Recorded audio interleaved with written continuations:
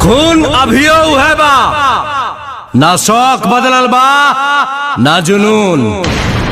सुन ले फिर से, रियासत गइल बा रुतबा ना, रौबा खौफ आज भी उहे बा।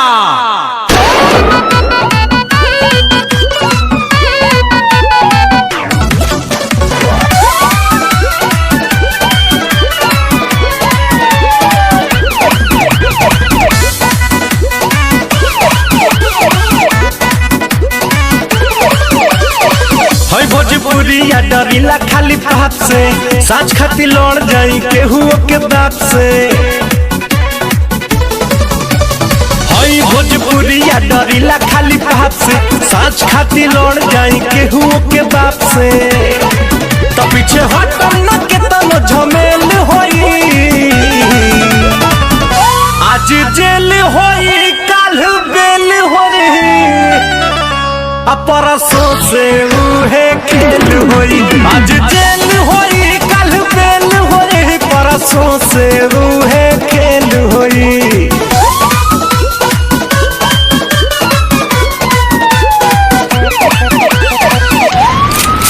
हथियार तो खाली शौक खातिर रखीला बाबू, खौफ खातिर नमवा काफी बा।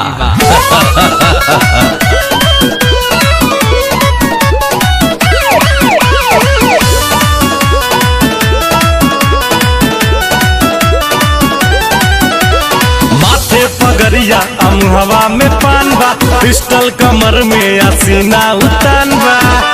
इहे तो असली भोजपुरिया के पहचान बा।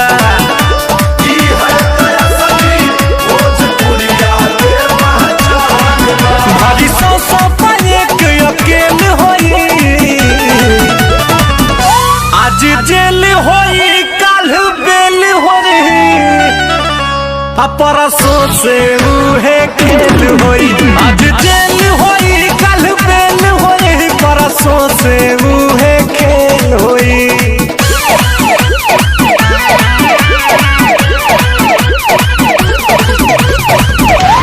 वाले जमीन पे होटल बना। हाँ देवरंजीत जी, अच्छा आपके प्राइवेट स्कूल में गरीब बच्चा मुफ्त में पढ़िए, ना हो सकला। हमारे दोस्ती का फायदा उठा लिया बाबू, कैसे कि हमारे दुश्मनी का नुकसान तू सह ना पैबा।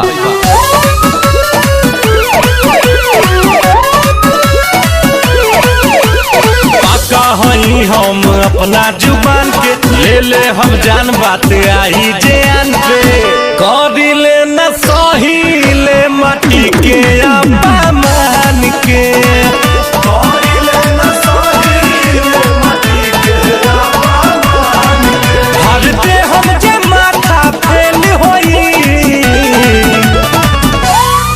जेल होई काल बेल होई, परसों से उहे खेल होई।